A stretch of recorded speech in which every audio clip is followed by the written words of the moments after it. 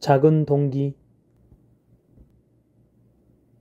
한 신사가 있었는데 그는 회사에서 오후 4시부터 자정까지 근무했다. 퇴근하면서 걸어서 집으로 갔다. 어느 날 밤엔 달이 너무도 밝았기 때문에 그는 공동묘지를 가로질러 지름길로 가기로 했다. 그렇게 하면 빙 둘러가는 것보다 10분은 단축할 수 있었다.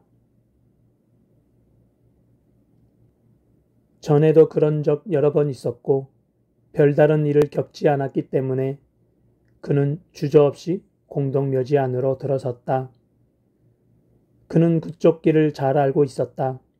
게다가 달빛이 환히 비추고 있었다. 그런데 그날 낮에 묘지 인부들이 새로운 무덤을 만들기 위해 길 중간에 구덩이를 파놓은 사실을 그는 알지 못했다. 그래서 그는 그만 발을 헛디뎌 곧바로 구덩이 속으로 떨어지고 말았다. 당황한 그는 구덩이 밖으로 나오려고 필사적으로 애를 썼지만 결국 실패하고 말았다. 벽이 너무 가파르고 높아서 어떤 노력을 해도 다시 바닥으로 떨어질 뿐이었다. 한참을 시도하던 그는 결국 아침에 누군가 와서 꺼내줄 때까지 기다리기로 했다. 그는 구덩이 한쪽 구석에 쪼그리고 앉아 있다가 얼핏 잠이 들었다. 그때 어떤 술 취한 남자가 구덩이 안으로 떨어지는 소리에 그는 잠이 깨었다. 그 술 취한 남자 역시 자기가 무덤 구덩이 안에 떨어진 걸 알고는 밖으로 나가기 위해 필사적으로 애를 쓰는 것이었다. 그걸 바라보고 있던 신사는 그 술 취한 남자의 발목을 잡으며 부드럽게 말했다. 여보시오, 아무리 나가려고 해봐야 소용이 없소. 그 한마디에 술 취한 남자는 으아! 외마디 비명을 지르며 날듯이 단숨에 구덩이 밖으로 뛰어나가더니 쏜살같이 달아나 버렸다.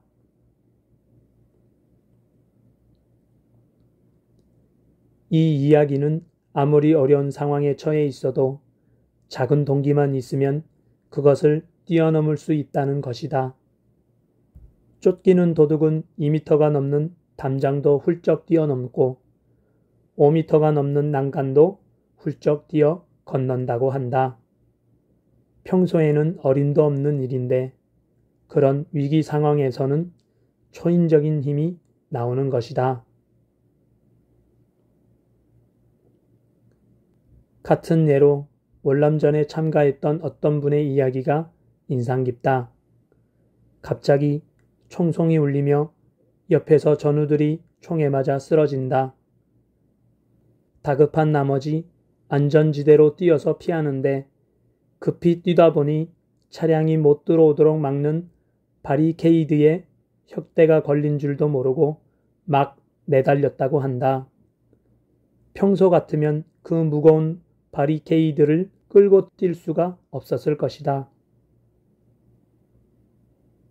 차량 밑에 깔린 자신의 아이를 구하기 위해 승용차를 번쩍 들어 올려서 아이를 꺼냈다는 어느 어머니의 이야기 또한 우리가 잘 아는 이야기다.